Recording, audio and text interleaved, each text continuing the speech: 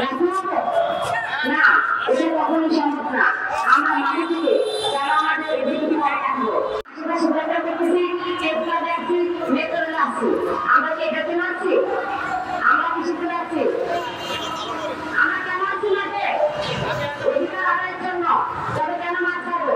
আমাদের মধ্যে বারবার এলাকায় আসতেছে, দিদি ভাই আসতেছে, তারা ওর টাইম উপদেশের সাথে ডিরেক্ট সংযোগ রাখছে, কানেকশন রাখতেছে, অথচ তারা আমাদের রিপোর্টটা ভালো দিতে পারতেছে না।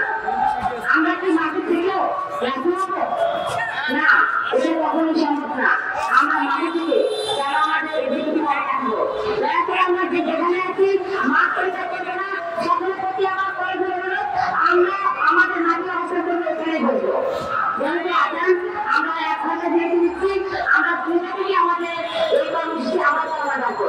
কিন্তু আমাদের গণসংহতির আন্দোলনের প্রধান সমন্বয় জেলার সঙ্গে আসবেন, আমরা ঠিক দুটো আমাদের প্রোগ্রাম শুরু করবো।